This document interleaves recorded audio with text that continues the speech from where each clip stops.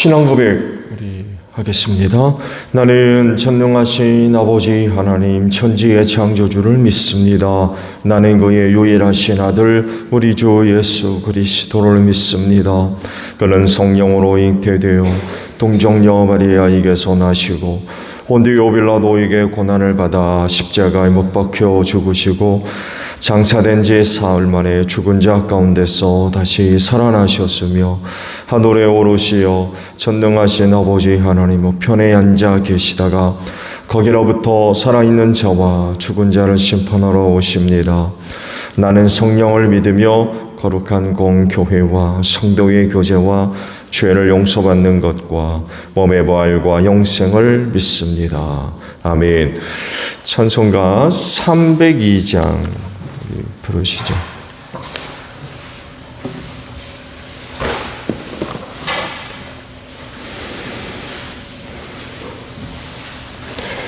찬송가 302장 부르시고 말씀을 봅니다.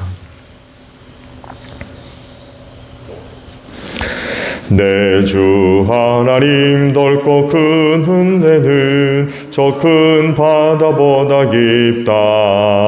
너가 닷줄을 끌러 깊은 데로 저 한가운데 가보라. 언덕을 떠나서 장파에 배 띄워 내 주 예수 은혜의 바다로 내 맘껏 쳐가라. 왜 너 인생은 언제나 거기서 저 큰 바다 물결 보고 그 빛 모르는 깊은 바닷속을 한 번 헤아려 한 번 언덕을 떠나서 장파에 배 띄워 내 주 예수 은혜의 바다로 내 맘껏 쳐가라. 많은 사람이 얕은 물가에서 저 큰 바다 가려다가 찰싹거리는 작은 파도 보고 마음 약하여 못 가네. 언덕을 떠나서 장파에 배 띄워 내 주 예수 은혜의 바다로 내 맘껏 쳐가라.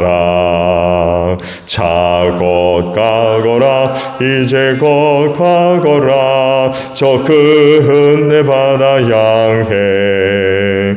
자곧 내 너를 저 깊은 데로 가라. 망망한 바다로 언덕을 떠나서 장파에 배 띄워 내 주 예수 은혜의 바다로 내 맘껏 쳐가라.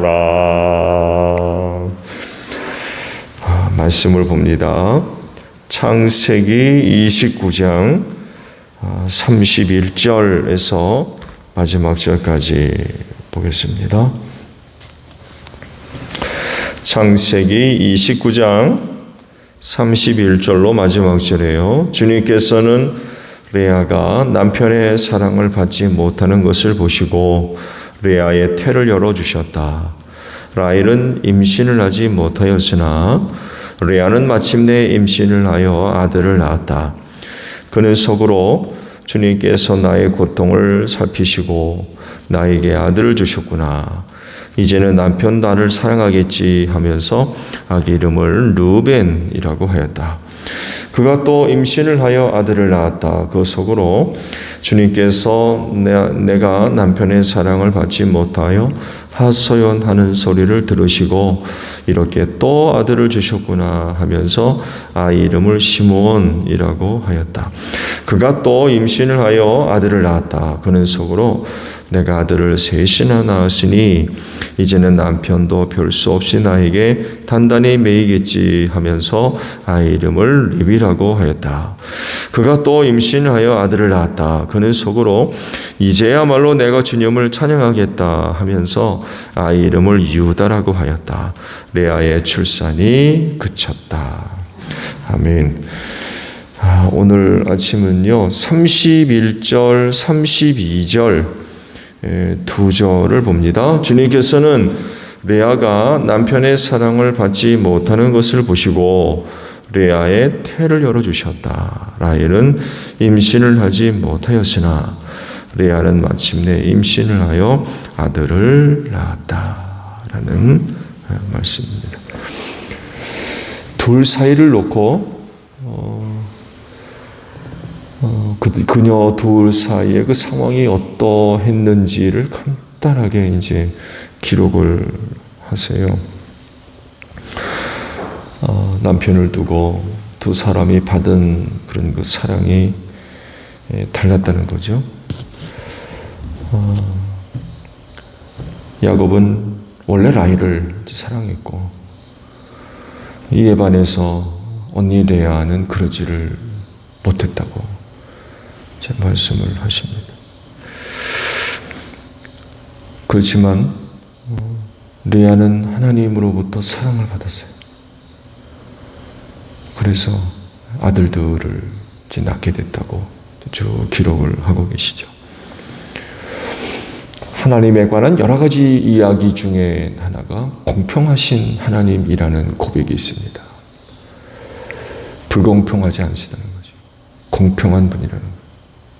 한쪽으로 치우치지 않으신다. 공평하게 은혜를 골고루 나누어 주시는 분이십니다. 그래서 말씀드린 대로 은혜를 골고루 나누어 주시지 한 사람에게 다 몰빵하듯 부어주시는 분은 아니라는 거예요. 누구에게는 있는데 누구에게는 없을 수 있어요. 또 반대로 누구한테는 없는데 누구한테는 또 있고. 이와 같은 사실을 가장 잘 표현하고 있는 것이 사도 바울이 그 교회에 대한 그 주님의 몸에 대한 그 말씀 속에서 잘 드러나죠. 교회가 주님의 몸이라고 설명을 하시면서 그 몸에 많은 지체들이 있다고 표현을 하셨죠. 예수는 당연히 교회 머리가 되셨고 각 지체는 그 교회 성도들의 구성원들이 그 지체를 이루었다라고 말씀을 하십니다. 그러시면서 이제 이와 관련된 말씀이 이제 이렇게 기록되어 있습니다. 몸의 지체 가운데 비교적 더 약하게 보이는 지체들이 오히려 더 요긴합니다. 그리고 우리가 덜 명예스러운 것으로 여기는 지체들에게 더욱 풍성한 명예를 덧입히고 볼품없는 지체들을 더욱더 아름답게 꾸며줍니다. 그러나 아름다운 지체들은 그럴 필요가 없습니다. 하나님께서는 몸을 골고루 짜마 주셔서 모자라는 지체에게 더 풍성한 명예를 주셨습니다. 라고 교회를 설명을 하세요. 앞서 말씀을 드린 대로 한 지체에 몰빵하듯 다 주시지 않는다는 거예요. 골고루 나누어 주시면서 그 몸의 균형을 잡고 질서를 잡으며 또 그렇게 지체에 골고루 은혜를 나누어 주시는 가장 큰 목적은 화평이라고 설명하고 있어요. 화평을 이루게 하셨다. 그렇기 때문에 누군가가 자신을 다른 사람보다 잘났다고 여기는 건 그건 망령된 생각입니다. 그건 하나님 앞에서, 성령 하나님 앞에서 교만한 거죠. 성령 하나님을 믿지 않는 전형적인 그런 그 모습입니다. 성령 하나님을 제대로 믿는 사람이라고 하면 남들과 비교해서 자기가 더 대단한 사람인 줄로 착각하고 있는 거. 이거입니다. 결코 그럴 수 없어요. 그리스도인은 공평하신 성령 하나님 앞에서 겸손해야 됩니다. 그건 각 지체들을 존중하는 것으로 증명돼야 할 겁니다. 그런데 말씀드린 대로 또 다른 지체들과의 비교 우월을 가지면 그건 곤란한 거죠. 교회의 영이신 성령님은 그렇게 활동하지 않으시기 때문에 그렇습니다. 야곱은 원래부터 라헬을 사랑했죠. 사실 언니 레아는 안중에도 없었어요. 마음에 들지 않았던 거죠. 마음이 없었어요. 그런데 외삼촌 라반의 농간에 의해서 레아가 아내가 되어버린 거죠.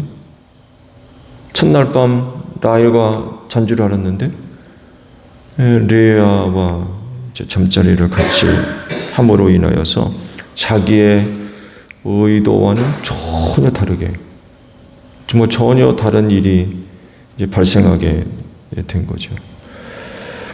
그리고 결국 이런 관계는 그 야곱의 집에 눈에 보이지 않는 그런 그 갈등과 문제를 일으키는 원인이 되기도 했죠. 왜냐하면 서로 남편 야곱의 관심과 또 사랑을 받으려는 시기, 질투, 심지어는 암투까지 벌어집니다. 결혼 후 야곱은 라헬을 여전히 사랑했다고 그러세요. 그래서 두 사람은 행복할 수 있었는지는 모르지만 그러면 그럴수록 다른 한 여인은 불행을 느끼는 거죠. 남편으로부터 그만큼의 사랑을 받지 못하는 것을 사람이니까 못 느끼겠습니까? 당연히 느낄 수밖에 없죠. 이 한 여자는 무슨 불행이래요? 도대체. 둘이 그러면 그럴수록 다른 한 여인은 슬프고 괴로움만 커질 수밖에 없죠.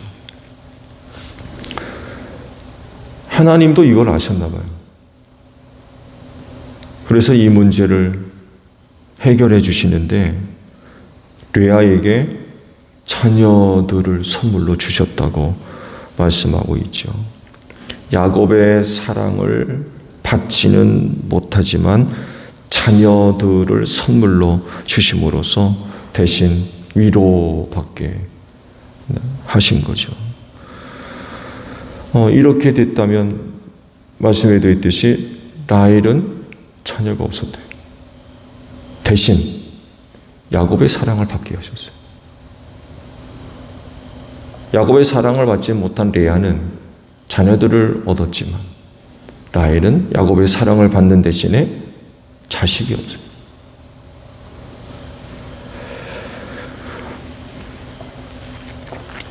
그런데 이제 한 가지 이제 생각해야 될 그런 그 부분은 고대 사회 속에서 아이 없는 사람에 대한 사회적인 인식이 그렇게 좋지를 못했어요.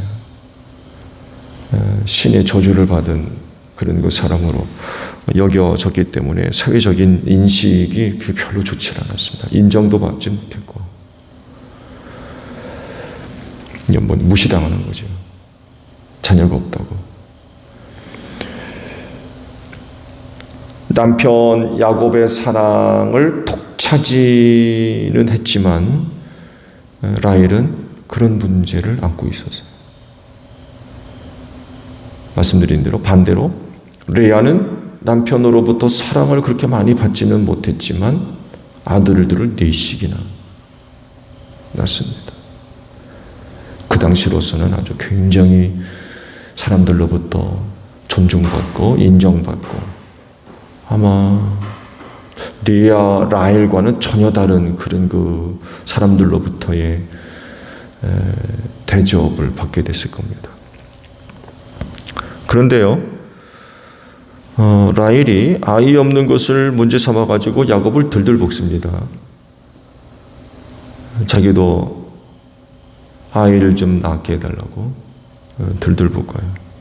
그러다가 몸종을 통해서 아이를 얻으려는 시도를 하게 되죠.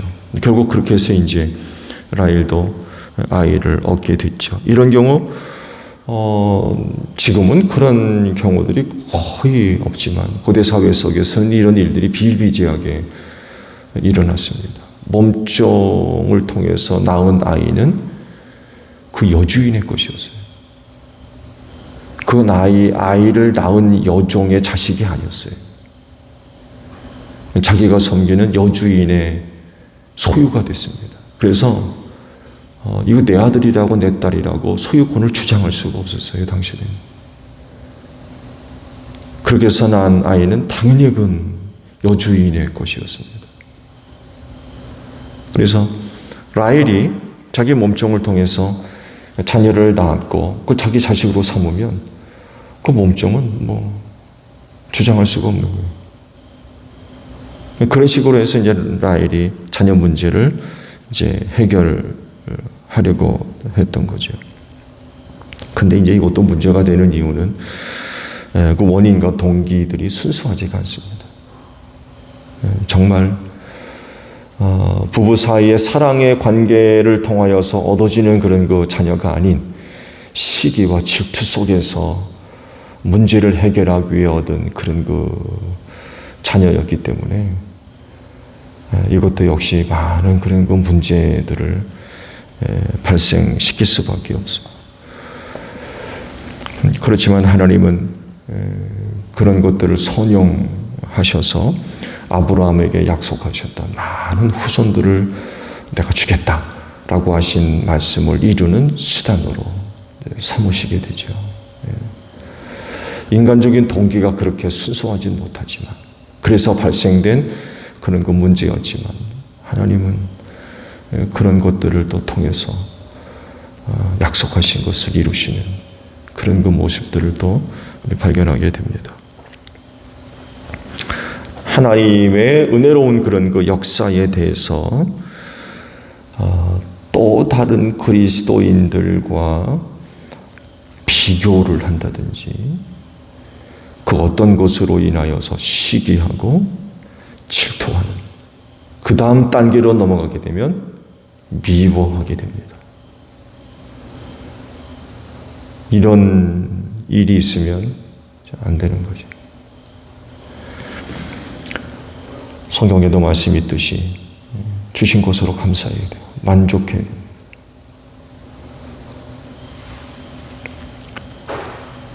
주신 것으로 혹은 받은 것으로 하나님을 섬기며 또 하나님의 뜻을 실현해가는 그런 그 신앙생활이 고백되어져야 됩니다. 그런데 시기하고 질투하고 서로 다투고 미워하고 이렇게 되면 어떻게 되겠어요? 당연히 시험에 들 수밖에 없습니다. 앞서 말씀을 드린 대로 하나님은 공평하신 분입니다. 불공평하지 않습니다. 그분은 공평하신 분입니다. 그래서 나타나는 게 레아와 라헬입니다. 그리고 여러분들이에요. 여러분들도 하나님께서 공평하게 일하시는 대상들이십니다. 대상. 여러분은 제외되어 있나요?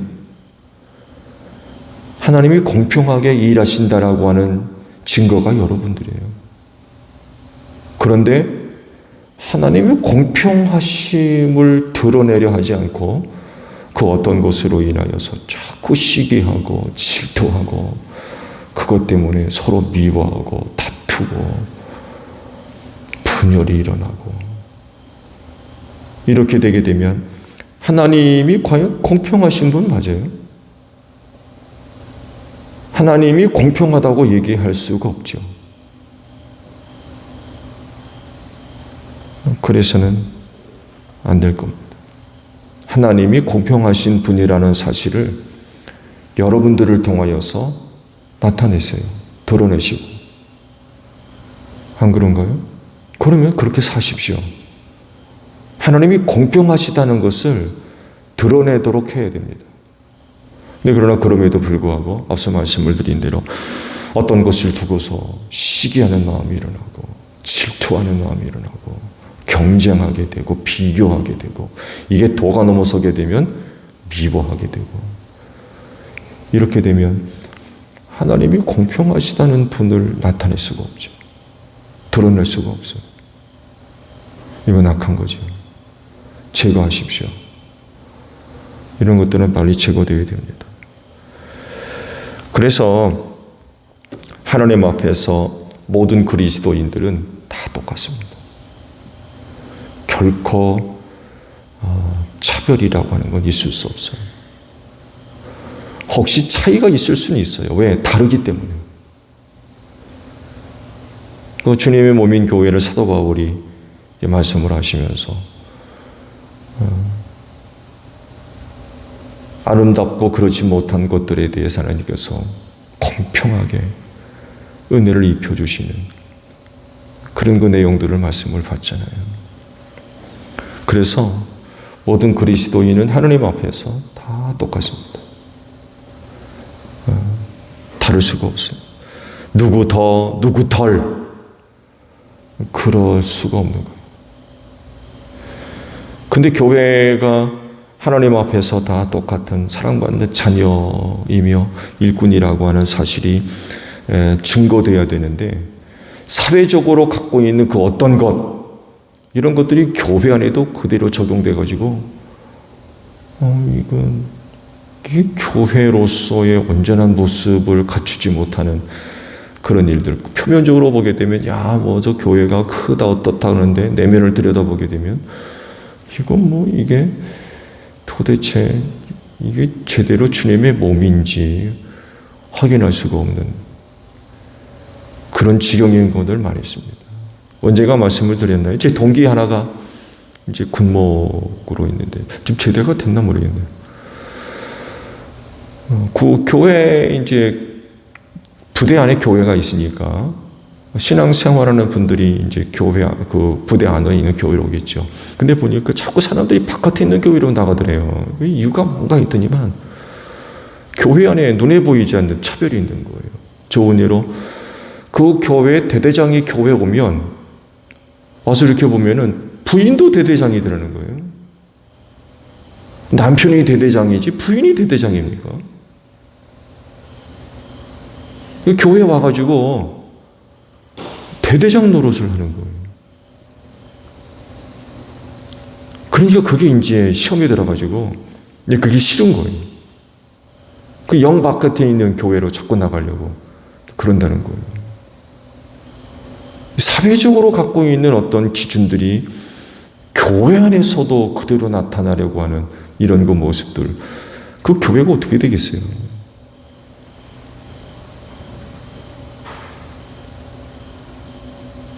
말씀드린 대로 하나님은 공평하신 분이 그 몸인 교회의 화평을 위해서 몸의 지체들에게 골고루 은혜를 나눠주셨는데 이게 무시당하는 거죠. 그런 하나님이 그리스도인들을 통하여서 드러나야 되는데 확증돼야 되는데 그러지를 못하는 거예요. 이 교회가 어떻게 되겠어요?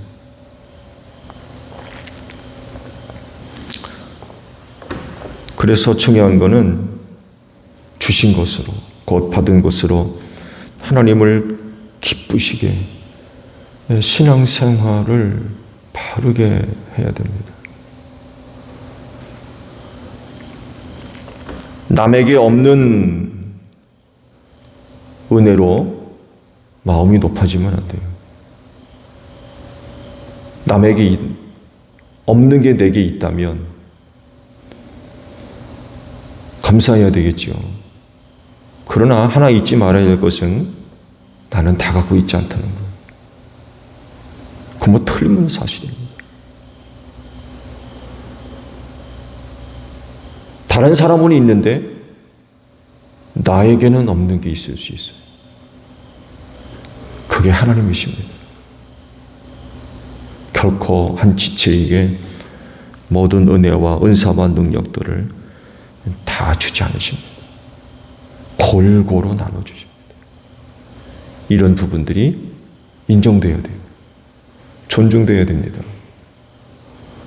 남에게 없는 것이 내게 있다고 해가지고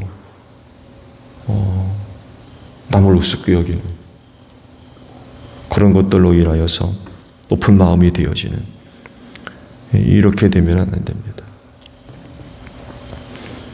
주신 은혜가 남다른 어떤 부분이 있다고 한다면 그 은혜를 가지고 다른 사람들보다 하나님의 높으신 그런 그 영광을 드러내는 그런 삶을 살아야 되겠죠. 왜?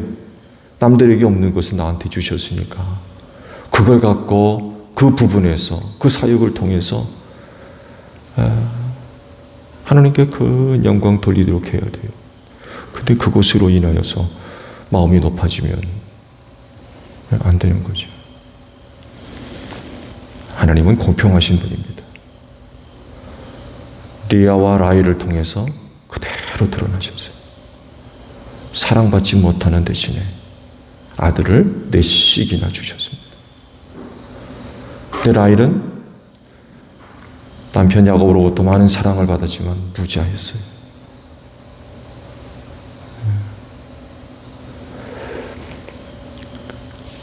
오늘도 여러 가지 일들을 통하여서 또 하나님께 영광 돌릴진데 각별히 또 주신 그런 그 은혜들이 있을 겁니다. 그런 그 은혜를 가지고 하나님을 잘 섬길 수 있는 여러분들이 되시기를 바랍니다. 주기도문 합니다. 하늘에 계신 우리 아버지, 아버지의 이름을 거룩하게 하시며 아버지의 나라가 오게 하시며 아버지의 뜻이 하늘에서와 같이 땅에서도 이루어지게 하소서. 오늘 우리에게 일용할 양식을 주시고 우리가 우리에게 잘못한 사람을 용서하여 준 것 같이 우리 죄를 용서하여 주시고 우리를 시험에 빠지지 않게 하시고 악에서 구하소서. 나라와 권능과 영광이 영원히 아버지의 것입니다. 아멘. 기도하겠습니다.